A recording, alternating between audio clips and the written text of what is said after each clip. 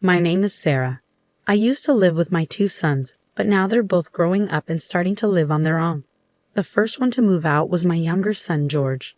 George asked a girl named Angela to marry him. They met at their job and had been dating for 3 years when George brought Angela home to meet us. Angela was really happy when she saw our big house. She works as an architect, so seeing a spacious home made her very excited. She also mentioned she's studying to become an interior decorator. I was curious about that, so I decided to study alongside her. At my age, it was a great pleasure to learn new things with someone else. A month after George introduced Angela, my older son Robert brought his girlfriend Karen to meet us. Karen looked noticeably younger than Robert. "Hi. We're planning to get married in 6 months, so get ready for lots of congratulations," she said right away. I tried to stay calm and listen, but she kept talking about money and asking about our house. I couldn't help but wonder if she was only interested in our wealth. Robert didn't say anything to stop her. Instead, he proudly declared, "We'll get married before George does." I sighed quietly, thinking about Robert's competitive nature. Robert and George are only a year apart in age, and I've always tried to treat them equally. But despite our efforts, there have always been people who seemed more interested in Robert, assuming he would inherit more because he's the older brother and our family has money. Surprisingly, some people would put down George by unfavorably comparing him to Robert. Hearing this repeatedly, Robert started believing he had to be better than George just because he was the older brother. As an adult, Robert became fixated on outshining George in everything: grades, number of girlfriends, even number of friends. While I admired his dedication to academics, both George and I were troubled by Robert's constant need to compete, even in areas where it didn't make sense. I'm sure George brought Angela home to one-up me with his fiancé. Robert must have rushed to introduce his girlfriend to gain an advantage over George. When I asked, "How long have you two been together?" Karen hesitated and said, about 3 months. We decided to get married in 3 months. I was surprised again by this sudden decision. It seemed too hasty. Do you really need to compete with your brother? After Karen left, I had a moment alone with Robert and gently said, "Robert, I see your competitive streak coming out again. Wanting to marry before George is one thing, but it doesn't really matter who marries first. And about deciding to marry after just 3 months, do you think that might be rushing things? Maybe you should consider living together first." I chose my words carefully to avoid upsetting him, but it seemed like he thought I was trying to ruin his plans to marry Karen quickly. "What's the deal? You always favored George," he said. "Dad and you never treated me like the older brother." By this, he probably meant we didn't give him special treatment just because he was older, like some other people might have done. We've always tried to treat both sons equally. I've never thought about who's more important. "And are you sure about marrying Karen?" She asked for big gifts and seemed overly interested in our house from the start. Honestly, Karen isn't the type my serious mother would usually like, but she's still the fiancé I've chosen. "Why did you accept George's fiancé so easily and not mine?" Robert complained. "It's because Angela was polite and respectful. Anyone would be wary of someone who doesn't show basic manners," I replied, thinking I was being reasonable. But Robert didn't agree and sighed in frustration. "You really do favor George," he blurted out. "But I'll get married before him," he added defiantly. As his mother, I felt partly responsible for not guiding him better, but I knew I couldn't change his mindset now that he was an adult. Once children grow up, parents aren't obligated to keep controlling their lives. They need to learn to stand on their own. Deciding to stay out of it, I let things happen naturally. Then one weekend while I was studying with Angela, the doorbell rang unexpectedly. To my surprise, it was Karen at the door. I hadn't been informed she was coming, but I invited her in nonetheless. Karen glanced at the study materials on the table and chuckled. "Are you two really studying at your age? Let me guess. Did you both only finish middle school?" Her comment lacked politeness. "And Angela, you're not even married to George yet, right? So you're hanging around here, hoping for an allowance from your mother-in-law," Karen added, stunning Angela. Angela quickly shook her head, clearly taken aback. Knowing Angela well, I was sure she wasn't there for money. I placed a comforting hand on her shoulder and turned to Karen. "Please refrain from making unfounded remarks. Angela and I are studying together. She hasn't asked for, nor have I given her any money. In fact, I know she would refuse even if I offered, I said firmly. Angela nodded vigorously in agreement. She's genuinely polite and wouldn't visit to insult others or discuss money matters. I couldn't understand what Robert saw in Karen that made him consider marrying her. Karen seemed to pick up on my trust in Angela and abruptly finished her tea and cookies, then left quietly. But that wasn't the end of her unexpected visits. Whenever she knew I was with Angela, she would come over mockingly, commenting on how sad it was that we were studying. I began to wonder if Robert had encouraged her to belittle Angela, who was set to marry George. If so, her attempts to mock us only reflected poorly on herself. I couldn't quite grasp her true intentions. But I didn't want Angela to feel uncomfortable anymore, so we stopped studying at my place. Instead, we met at karaoke bars to study, sing, or just hang out at coffee shops. However, when Karen realized Angela wasn't coming over anymore, she remarked, "Finally, the troublesome daughter-in-law-to-be is gone. By the way, you should start thinking about leaving this house too, because once Robert and I get married, we'll be living here." Just when I thought she was satisfied, she made the most absurd statement. She told me to leave the house. Excuse me? This is news to me. I didn't know you and Robert planned to live here. You see, mother-in-law, you've been living comfortably in this house because you were loved by your husband and taken care of by your first son, Robert, right? But now you seem to favor your second son and his wife more than Robert. It's only natural for Robert to want you out and say he can't take care of you anymore. True, Robert stays here a lot, even though he has his own place. I guess he finds it easier with me handling things around the house.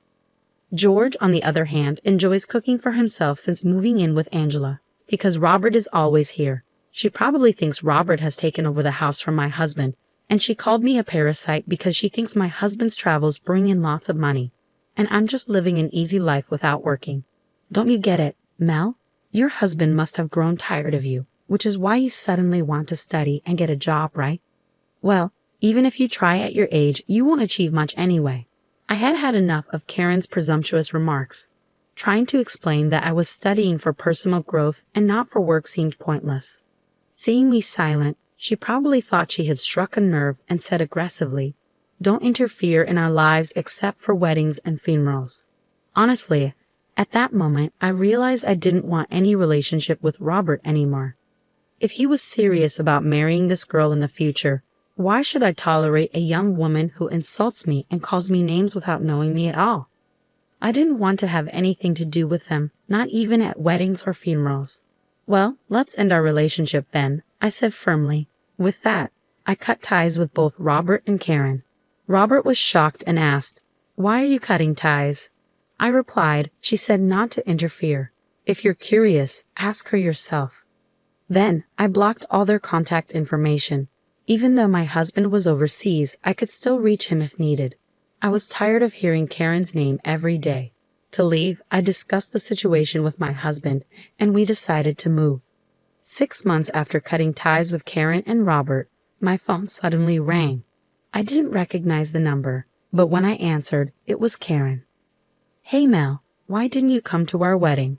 It's strange for the groom's parents to be absent," she said. I was surprised and responded, "Excuse me? After we cut ties, why would I attend your wedding?" "We may have cut ties, but shouldn't you at least come to our wedding?" She insisted. She probably thinks more guests mean more gifts. But if none of the groom's family, not even his brother, were there, it would be awkward. "You did something, didn't you, Mel? You told everyone not to come to our wedding," she accused. "That's just absurd. Isn't the absurd part on your end? Did you choose your wedding date after seeing the invitation for George and Angela's wedding? Scheduling your wedding the day before your brother-in-law's is really unreasonable. Trying to overshadow your own brother is just wrong." "Shut up. Robert is the oldest, so he's the one who will inherit Dad's large fortune and the house. Everything revolves around Robert because he's superior." I sighed deeply. "Prioritizing Robert? My husband and I have never favored one son over the other. We've always treated Robert and George equally. If Robert feels differently, there's nothing we can do about it. And by the way, my husband doesn't have any vast inheritance. But I've heard Robert's dad travels a lot around the world and rarely returns to the States. Does that suggest he's a wealthy CEO or something? My husband is a photographer. He earns decently, but nowhere near what a big CEO makes. So if you married Robert thinking he's wealthy, you're mistaken. Though Robert does work for a reputable company, so financially you might be okay, I countered. Karen seemed taken aback, but quickly retorted. Fine. Robert and I have a lovely home without you anyway. Oh, speaking of the house, I've put it up for sale and changed the locks. If you were planning to move in after your wedding, you might want to reconsider. You sold it. Since Robert isn't the owner, he can't live there, I stated firmly. Even if you give us the house now, we won't attend your wedding to discuss this. Your wedding is in New York City, right? Yes, that's correct. We're currently in Hawaii, so we won't make it. By the time we could arrive, your ceremony would be over. Actually, George and Angela's wedding was held in Hawaii. They always dreamed of a Hawaiian wedding, so we flew in a day before. You'd think Robert and Karen would have known that since they received the invitation, I concluded, ending the call as Karen began to cry. I immediately blocked her number. It's unbelievable that they would reach out after we cut ties with them. While we were celebrating George's wedding, it seems Robert and Karen were having issues back home. Then 3 months after we returned, Karen showed up at my new place. Hey Mal, I heard you gave 5 houses to George's wife. Why didn't you give us anything? Well, you called me a parasite and wanted me out, remember? We've cut ties, so we're basically strangers. I don't give anything to strangers. It seems Karen finally realized that the main breadwinner wasn't my globe-trotting photographer husband, but me. She had foolishly cut ties with someone who has an income from properties worth $3 million, which I inherited or purchased. Now let's undo the disarmament. Let's live together again. No thanks. I have no intention of supporting strangers, I firmly stated. Besides, my uncle and aunt have offered to take you both in.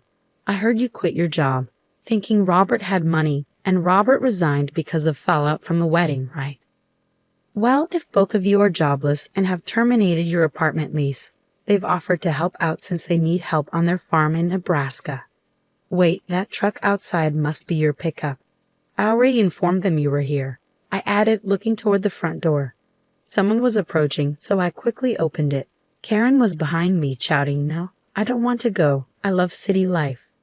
But without jobs, there's no way you can afford to live in an expensive city like New York, I reasoned. Eventually, with tears streaming down her face and her makeup ruined, Karen was taken away by my aunt and uncle.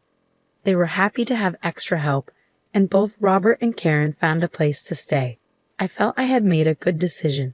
The reason I gave Angela 5 houses was because I trust her to manage them well. It started as a trial, considering the possibility of us living together in the future and continuing to get along. Later on, Robert called the landline. Mom, I'm thinking of divorcing Karen. She's not good at cooking and cleaning, but she insists that since she does household chores and works, I should respect her and give her more money. She even says hurtful things like marrying me was a favor to an older, less ambitious guy like me, and that I should support her. He pleaded for help.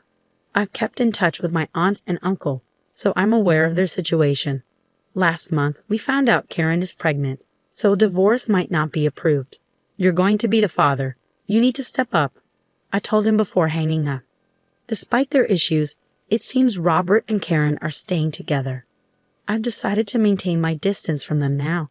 They need to take responsibility for their choices and work things out on their own.